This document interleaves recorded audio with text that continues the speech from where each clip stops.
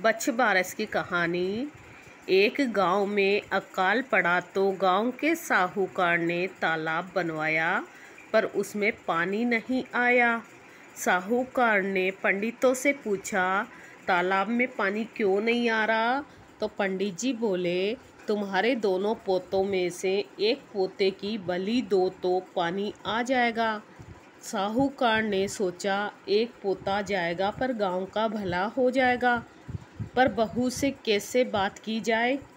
सोचने लगे। बहू से बोले, बहू तुम्हारे पीहर से बुलावा आया है, छोटे हंसराज को साथ लेकर चले जाना, बछराज को यहीं छोड़ जाना।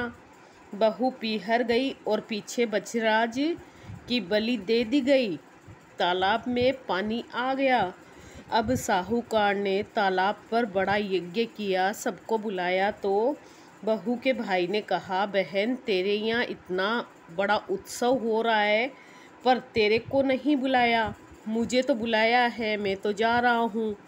बहन बोली, भैया घर में बहुत काम है, इसलिए भूल हो गई होगी। अपने घर जाने में कैसी शर्म, मैं भी चलती हूँ। बहू घर आई, सास ससुर डरने लगे कि बहू अभी पूछेगी बेटे के लिए तो क्या जवाब देंगे। फिर भी सासू बोली, बहू चलो, बच्छ बारस हुए, तालाब की पूजा करो, चलो चलते हैं। दोनों ने पूजा करी। सासू बोली, बहू तालाब की किनार कंसुवल से खंडित करो। बहू बोली, मेरे तो हंसराज बछराज है, मैं खंडित क्यों करूं? सासू बोली, जैसे मैं कहती हूँ वैसा ही करो। तो बहू ने बात मानते हुए किनार खंडित की और कहा, आओ मेरे हंसराज बछराज लड्डू उठाओ। सासू मन ही मन भगवान से प्रार्थना करने लगी, बछराज माता मेरी लाज रखना, बच्छ बारस माता मेरी लाज रखना। भगवान की कृपा हुई और तालाब की मिट्टी में लिपटा हुआ बछराज व हंसराज दोनों दौड़ आए। बहू पूछने लगी, सासू जी ये सब क्या है?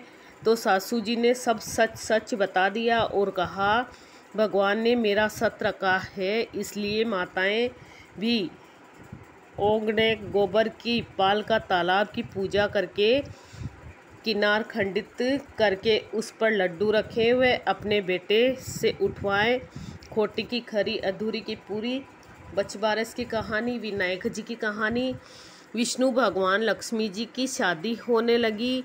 सारे देवी देवताओं को बारात में जाने के लिए बुलावा दिया तो सब बोलने लगे, गणेश जी को नहीं ले जाएंगे, वो तो बहुत सारा खाते हैं, दूध दुंधाला, सूंड सुंडाला, उखल से पाँव, छाजल से कान, मोटा मस्तक वाले हैं, इनको साथ ले जाकर क्या करेंगे?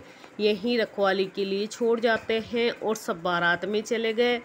नारद जी ने गणेश जी को भड़का दिया कि आपका बड़ा अपमान किया है, बारात बुरी लगती इस कारण आपको नहीं ले गए। अब तो गणेश जी को क्रोध आ गया और उन्होंने चूहों को आज्ञा दी कि सारी जमीन थोती कर दो। धरती थोती होने से भगवान के रथ का पहिया धंस गया। सब पच गए पर पहिए वापस नहीं निकले। खाती को बुलाया तो वो आया, उसने पहिए के हाथ लगाकर बोला, जय गजानन जी, और रथ निकल आया। सब पूछने लगे कि गणेश जी को क्यों याद किया? खाती बोला, गणेश जी को सुमिरे बिना कोई काम सिद्ध नहीं होता। सब सोचने लगे कि हम तो गणेश जी को छोड़ ही आए हैं। एक जने को भेजकर गणेश जी को बुलवाया। पहले गणेश जी का रिद्धि सिद्धि से प्रेम विवाह करवाया, फिर विष्णु भगवान लक्ष्मी जी के साथ विवाह हुआ। हे विनायक जी महाराज, जैसे भगवान का काम सिद्ध किया वैसे सबके करना। गणेश जी महाराज की जय। बच्छ बारस की कहानी सुनाई मैंने। बच्छ बारस माता की जय।